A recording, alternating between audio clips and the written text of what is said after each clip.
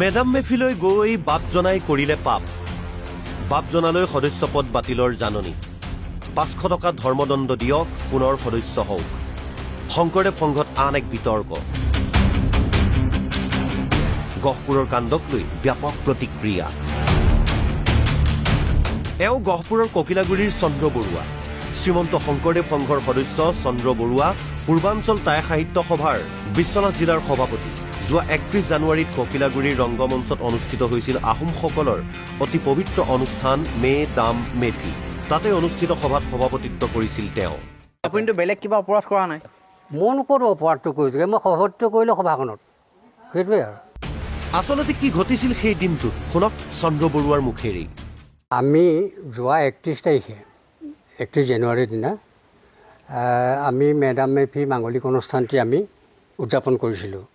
আৰু সেই মাংগলিক অনুষ্ঠানটি উদযাপন কৰিবৰ কাৰণে ককিলাগুৰি ৰাইজৰ পৰা আমি অনুমতিও পাইছিলোঁ আৰু তেওঁলোকে প্ৰদানো কৰিছিলে।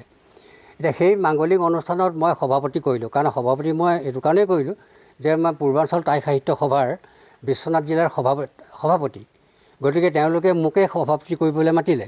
এতিয়া তেওঁলোকে কৈছে যে আপুনি সেই মেডাম মেফি মাংগলিক অনুষ্ঠানত যোগদান কৰাৰ বাবে আপোনাক অৰ্থদণ্ড কৰা হৈছে 500 টকা আৰু প্ৰাথমিক সদস্যৰ পৰা মানে সংগীৰ পৰা বাতিল কৰা হ'ব, সেইবুলি এই নটিচখন মোক প্ৰদান কৰিলে। সংঘৰ নিয়ম নমনা বুলি অভিযোগ আনি ককিলাগুৰি প্ৰাথমিক শাখাই চন্দ্ৰ বৰুৱালৈ সংগীপদ বাতিলৰ জাননী জাৰি কৰাৰ লগতে সংগীপদ ঘূৰাই পাবলৈ হ'লে 500 টকা ধৰ্মদণ্ড দিয়াৰ লগতে সংস্কাৰ হোৱাৰ কথাও উল্লেখ কৰিছে। কিন্তু এই জাননী সম্পূৰ্ণৰূপে একপক্ষীয়ভাৱে দিছে বুলি অভিযোগ কৰিলে চন্দ্ৰ বৰুৱাই। আৰু নটিচখন প্ৰদান কৰোঁতে তেওঁলোকে মোক সোধা পোছা কৰা নাই, একপক্ষীয়ভাৱে নটিচখন দিছে, অৰ্থদণ্ড কৰিছে। একপক্ষীয়ভাৱেতো এইটো সম্ভৱ নহ'ব নহয়, মোক সুধিব লাগিছিলে। আহোম জনগোষ্ঠীৰ লোক হৈও আহোমৰ পৰম্পৰাগত উৎসৱ মে দাম মে ফিত আগভাগ লোৱা চন্দ্ৰ বৰুৱাক সংস্কাৰ হ'বলৈ নিৰ্দেশ দিয়া কাৰ্যই প্ৰকৃতাৰ্থত কি বুজাব বিচাৰিছে শংকৰদেৱ সংঘই, সেয়াহে এতিয়া বিচাৰ্যৰ বিষয় হৈ পৰিছে। গহপুৰৰ পৰা সমীৰণ বৰাৰ ৰিপৰ্ট, NB নিউজ। ঘটনাটো কি হৈছিলে মানে আমাৰ এইটো 2022 বৰ্ষৰ কথা। 2022 বৰ্ষৰ যিটো 31 জানুৱাৰী হৈছিলে, সেই 31 জানুৱাৰীত আমাৰ কুশল কুমাৰ প্ৰাথমিক বিদ্যালয়ত মেডাম মেফি উদযাপন কৰা হৈছিলে। সেই সময়ত শ্ৰীমন্ত শংকৰদেৱ সংঘৰ বিহালীক আঞ্চলিকৰ মাঘে প্ৰাথমিক শাখাৰ সংগীবাপ হিচাপে মই আছিলোঁ।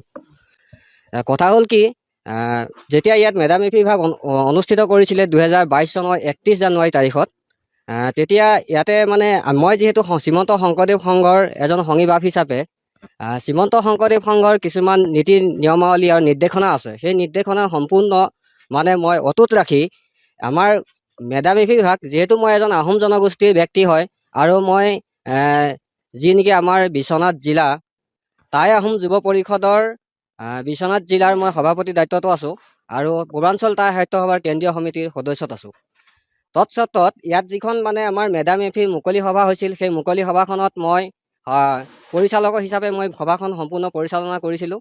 আৰু পৰিচালনা কৰাৰ পিছত ইয়াতে যিখিনি মাংগলিক অনুষ্ঠান হৈছিলে, মুলুং গৃহ হওক যি হওক, তাত কিন্তু মই যিহেতু এজন শ্ৰীমন্ত শংকৰদেৱ সংঘৰ সংগীবাপ হিচাপে শ্ৰীমন্ত শংকৰদেৱ গুৰুজনাৰ যি আজি মাঘেৰুমাৰী বৰনামঘৰৰ যি গুৰু আসন, সেই গুৰু আসনত মই বন্তি প্ৰজ্বলন কৰাৰ এটা দায়িত্ব যিহেতু মোক মাঘেৰুমাৰী ৰাইজে দি থৈছিলে, সেই দায়িত্বৰ খাতিৰত ক্ষেত্ৰত মই তাত কোনো ধৰণৰ প্ৰসাদ বা খাদ্য সেৱন কৰা নাছিলোঁ। তৎসত্ত্বেও যিসকল আহোম জনগোষ্ঠীয়ে আজি মেডাম মেফি অনুষ্ঠানটোত অংশগ্ৰহণ কৰিছিলে, সেই সকলোখিনিক শ্ৰীমন্ত শংকৰদেৱ সংঘৰ বিহালীক আঞ্চলিকৰ তৰফৰ পৰা সকলোকে শুদ্ধিকৰণ কৰাৰ ব্যৱস্থা কৰিলে আৰু তেওঁলোকক সমূহীয়াভাৱে সকলো টাই আহোম জনগোষ্ঠীৰ ব্যক্তিসকলক শ্ৰীমন্ত শংকৰদেৱ সংঘ বিহালীক আঞ্চলিকে মাঘেৰুমাৰী নামঘৰ প্ৰাংগণত শুদ্ধিকৰণ কৰিলে। কিন্তু সেই শুদ্ধিকৰণৰ দিনাখন মই বিশেষতে জ্ঞাত নাছিলোঁ আৰু কিন্তু অলপ পিছত মই কেইজনমান ব্যক্তিৰ মুখত গম পাইছোঁ যে আজি ইয়াতে নামঘৰত সংস্কাৰ আছে, মেডাম মেফি অনুষ্ঠানত যোগদান কৰা শ্ৰীমন্ত শংকৰদেৱসকল সংঘৰ সংগীবাপসকলক। তেতিয়া মই এটা কথা অনুভৱ কৰিলোঁ যে যিটো কাম মই সংস্কাৰমূলক কৰ্ম মই কৰাই নাই, যদি মই তাতে মুলুং গৃহত গৈ যদি মই পূজা অৰ্চনা কৰিলোহেঁতেন বা তেনেকুৱা ধৰণৰ যদি মই প্ৰসাদ সেৱন কৰিলোঁ হয়, বা তাতে কৰা যিকোনো বৰপ্ৰসাদ জাতীয় বস্তু বা যিখিনি ভোজৰ আইটেম কৰিছিলে সেইখিনি যদি মই ভক্ষণ কৰিলোঁ হয়, তেতিয়াহ'লে বেলেগ কথা আছিলে।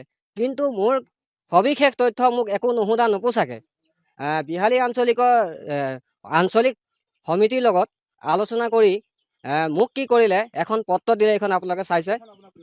এই পত্ৰখন দিছিলে, ইয়াতে আপোনাৰ লিখা আছে বিহালী আঞ্চলিক সমিতিৰ উপস্থিতিত, বিহালী আঞ্চলিক মানে শ্ৰীমন্ত শংকৰদেৱ সংঘৰ বিশ্বনাথ জিলাৰ যি বিহালী আঞ্চলিক সমিতি,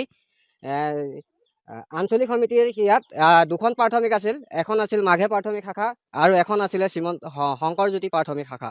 তেওঁলোকে ইয়াত শুদ্ধিকৰণ হোৱাৰ পিছত মই কিন্তু তাৰ পিছতহে গম পাওঁ যে এই চিঠিখন এই কাগজখন মোক দিছিলে আহি পেলাই শংকৰজ্যোতি প্ৰাথমিক শাখাৰ প্ৰাক্তন সম্পাদক নীৰেণ কটকী ডাঙৰীয়াই মোক ঘৰত আহি পেলাই এই পত্ৰখন প্ৰেৰণ কৰিছিলে। পত্ৰখন প্ৰেৰণ কৰাৰ পিছত মোৰ এনেকুৱা এটা দুখ লাগিলে, ইমানেই বেয়া লাগিলে যে মই ইমানখিনি শংকৰ সংঘৰ নিয়ম নীতি, সাংবিধানিক যিখিনি নিয়ম নীতি সকলোখিনি মই মানি চলাৰ স্বত্তেও মই কি কাৰণে সংস্কাৰ হ'বলগীয়া হ'ল? যে এইটো শ্ৰীমন্ত শংকৰদেৱ সংঘই এইটো বুজাব বিচাৰিছে নেকি যে টাই আহোম জনগোষ্ঠী হৈ টাই আহোম জনগোষ্ঠীৰ যি কালচাৰেল সভা, সেই সভাত অংশগ্ৰহণ কৰাৰ বাধা আছে নেকি? যদি তেনেকুৱাই হয় তেতিয়াহ'লে আমাৰ আহোম জনগোষ্ঠীটোৰ অৱস্থাটো কি হ'ব আপোনালোকে এবাৰ নিজে ভাবি চাওক। যে আমি নিজৰ কালচাৰ যদি সভাখনত আমি অংশগ্ৰহণ কৰিব নোৱাৰোঁ, তেতিয়াহ'লে এইটো এটাটো স্পষ্টকৰণ কৰিছে যে শ্ৰীমন্ত শংকৰদেৱ সংঘই সম্পূৰ্ণ টাই আহোম জনগোষ্ঠীটোক এটা মানে বিৰোধ কৰিছে, অপমান কৰিছে তেওঁলোকে। আপোনালোকে চাইছে, আপোনালোকে নিশ্চয় প্ৰত্যক্ষ যে যোৱা এই বৰ্ষৰ যি ককিলাগুৰিত আমাৰ বিশ্বনাথ জিলা ভিত্তিত আমি তাত অনুষ্ঠিত কৰিছিলোঁ মেডাম এফি। কিন্তু সেই মেডাম এফি অনুষ্ঠানত মই যিহেতু শংকৰ সংঘই মোক যিহেতু লিখিত হিচাপে নামঘৰৰ বন্তি প্ৰজ্বলনৰ পৰা যিহেতু বহিষ্কাৰ কৰিলেই, বহিষ্কাৰ বুলি বহিকোট বুলিয়ে ক'ব লাগিব, তাত আমি 6-7 মাহমান বহুত কষ্টৰে থাকিবলগীয়া হ'ল। আমি বহুত যোগাযোগ কৰিছিলোঁ যে আমাৰ এটাই কথা যে আমি নিজৰ জাতিৰ এখন সভাত গৈ যদি আমি সংস্কাৰ হ'ব লাগে, যে তেনেকুৱা আমি নিজৰ জাতিটোক নিজে সংস্কাৰী মুখলৈ ঠেলি নিদি আমি সংস্কাৰ নহ'লোঁ। আৰু বৰ্তমানে আমি যি নেকি আমাৰ নিজৰ জাতীয় এটা ফুৰালুং সংঘ বুলি যিটো